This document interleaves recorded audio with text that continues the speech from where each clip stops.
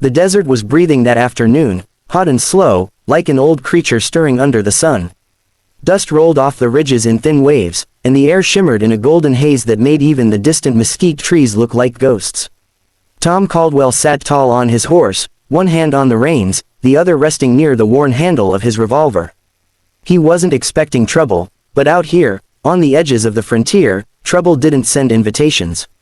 It just came. The cattle drive had been long and mean. He'd lost 3 head to coyotes and 1 to thirst. The men were back at the ranch by now, resting their bones, but Tom, he couldn't rest. There was something gnawing at him these past weeks, something restless that wouldn't let him sit still. Maybe it was the loneliness that came when the world went quiet, or maybe it was just the weight of too many memories, too many ghosts. He guided his horse down toward the canyon for water, squinting into the bright glare. That was when he saw it, something that didn't belong in the stillness. At first, he thought it was a trick of the light. The wind stirred, shifting a length of fabric against a post. Then, as he drew closer, he realized it wasn't fabric at all, it was a person. A girl. She was tied upright to a wooden pole half buried in the ground, her head slumped forward. The closer he rode, the clearer it became. Her wrists were bound tight with coarse rope, her arms streaked with dirt and dried blood. Her skin had the deep tone of the southern tribes, her clothes torn and sun-bleached. Tom stopped cold. He knew exactly what he was looking at. It was an Apache ritual, old as the mountains. He'd heard of it, never seen it, but he knew better than to interfere. When one of their own broke a law or defied their elders, the punishment wasn't always death by hand, but death by time. The desert itself became the executioner. He should have turned away. Every rancher knew the rule: never cross tribal matters. You cross their line once, and you don't live to do it again. But she lifted her head then, and he saw her eyes. Even through the dust, he could see they were dark and burning with life, and that look, half fury, half plea, made something shift inside him. "Please," she whispered, her voice breaking, almost swallowed by the wind. "I am begging you, untie it." The sound of her words froze him in place. It wasn't the first time Tom had seen a dying soul in the desert. He'd seen soldiers bleed out after ambushes, seen men crawl for miles for one sip of water.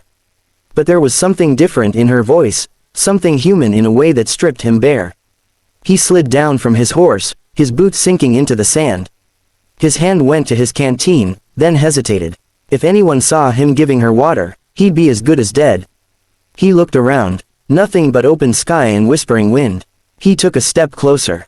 Her lips were cracked, her breath shallow. She was young, no older than 19. The ropes cut deep into her wrists.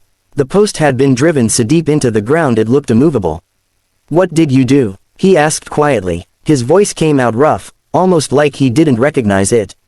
She blinked, trying to focus on him. "I refused," she said slowly, her accent thick, her words careful. "They said I dishonored the blood. I would not marry the man my father chose." Tom felt a chill run down his back despite the heat. The punishment wasn't about law, it was about pride, the kind that ran deeper than blood. "They said the earth must cleanse me," she went on, her eyes losing focus. 3 suns and nights, then the spirits would decide if I lived. 3 days, under that sun, with no food, no water. He looked at the sky. By the angle of the light, she'd already been here too. Maybe longer. Her skin was cracked, her breath fading. She wouldn't make it through the night. Tom's chest tightened. He rubbed his jaw, eyes darting toward the ridge. "If I untie you, they'll come for me," he muttered. She closed her eyes. "Then ride away. Don't look." That should have been easy. He could ride off right now, pretend he never saw her, go back to his cattle and quiet nights. He'd done the right thing all his life, kept his distance, stayed neutral, never mixed in what didn't belong to him.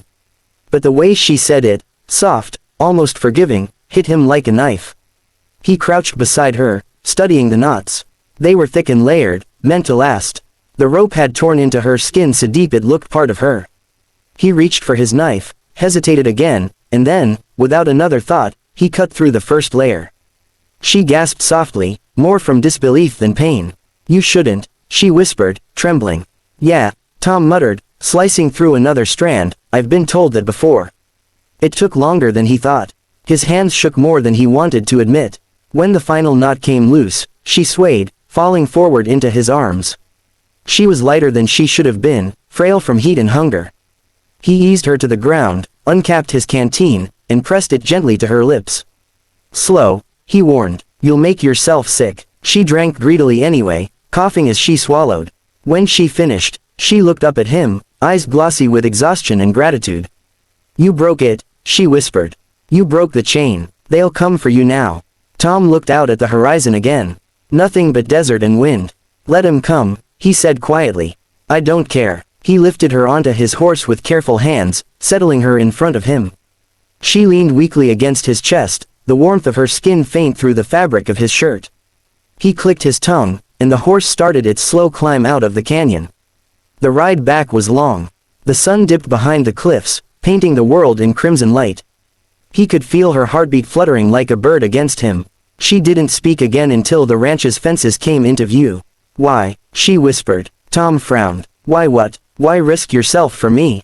He thought for a long moment, then said softly, because you asked me like a person, not an Apache, not a stranger. Just someone who didn't want to die. When they reached the ranch, the men were already at the corral, watching. Jack Turner, his foreman and oldest friend, stepped forward, eyes wide. Tom, he said, his voice sharp, what the hell did you do?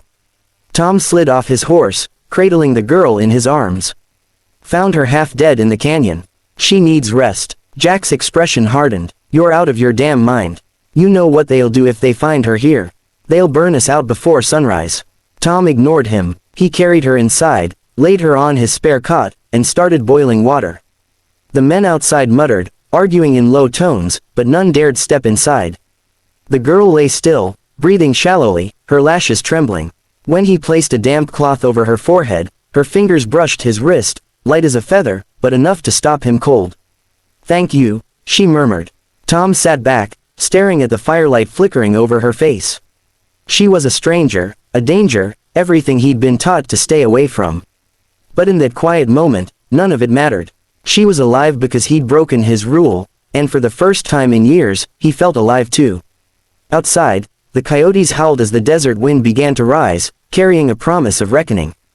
Tom knew what he'd done couldn't be undone. He knew that by dawn, someone would come looking. But as he looked at the girl resting peacefully in his cabin, he also knew something else. He wouldn't change a damn thing. The morning after he'd brought her home, the desert was quiet, too quiet. The ranch always woke with sound.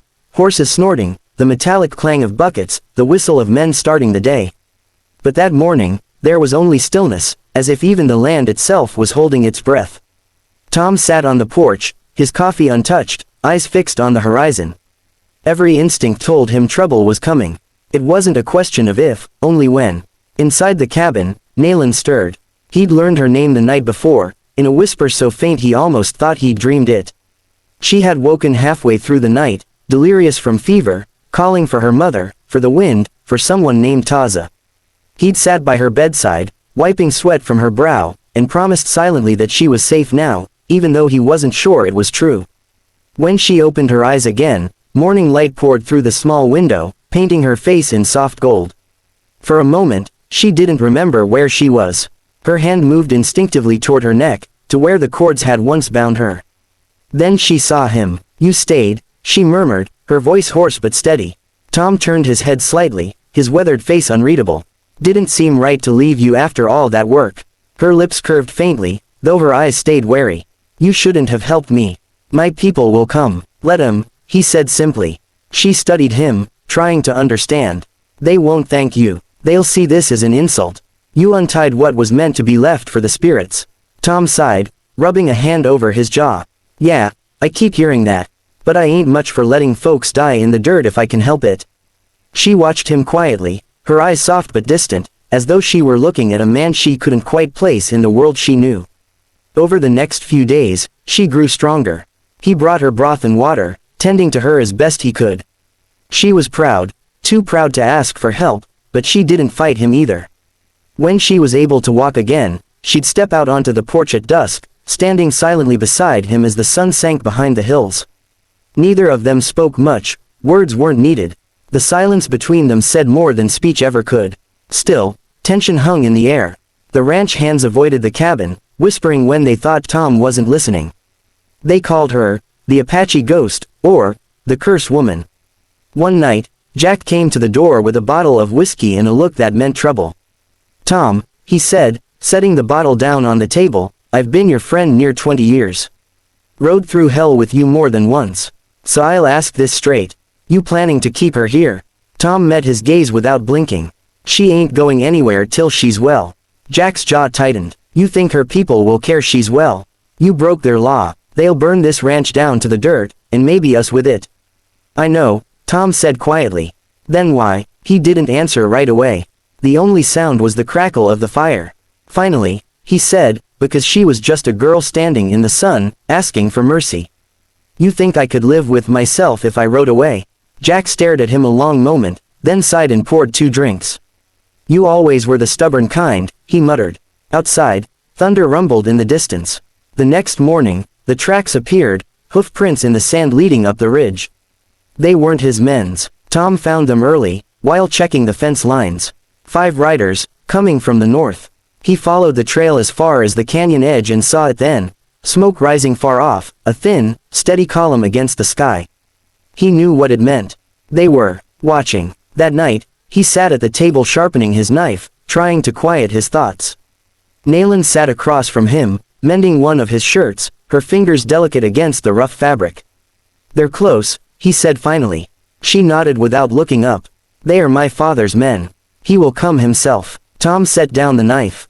"Your father?" "Yes," she said softly. "He is chief among our band. What you did, he will see it as taking me from the spirits. To him, you have stolen my punishment, my fate." Tom leaned back, rubbing his temples. "I didn't steal anything, I just gave you a chance to live." She looked at him, eyes glistening. To him, that is the same thing. The storm rolled in before dawn. Lightning flashed across the plains, thunder shaking the earth. The rain came hard, washing away the dust. And through the downpour, Tom saw them, 5 dark figures riding slow and steady through the storm, their faces painted, their ponchos glistening wet. He stepped out onto the porch, rifle in hand but barrel lowered. Nayland followed him, trembling but unafraid. The riders stopped a few yards from the porch. The man in front dismounted, tall, broad-shouldered, eyes like flint. His presence alone was enough to still the wind. "Nayland," he said in Apache, his voice cutting through the rain. "Come away from that house." Her breath hitched. "Father," she whispered. Tom's heart sank. So this was him, the chief. She stepped forward but didn't move far. "I cannot," she said. "He saved my life." The chief's eyes flicked toward Tom. "He broke our law. He unbound what the spirits bound. For that, he carries your curse." Tom didn't understand half the words, but he understood enough. He straightened, meeting the man's gaze. "If you're looking for a fight, you'll get one. But I didn't mean disrespect." She was dying. The chief studied him for a long, silent moment. Then he said something low in Apache, and the others stirred uneasily. His voice held both anger and sorrow. "You cannot see what you've done. You tied your spirit to hers. Now, where she goes, your fate will follow." Nayland stepped forward, rain dripping from her hair. "He did what you would not, father. He showed mercy." The chief's expression softened just slightly. "Mercy," he repeated, as if testing the word. "Perhaps, or perhaps weakness." He turned back to his horse. "You have chosen, daughter. You live by the white man's mercy now. But know this, your blood is no longer ours. The bond between us is broken."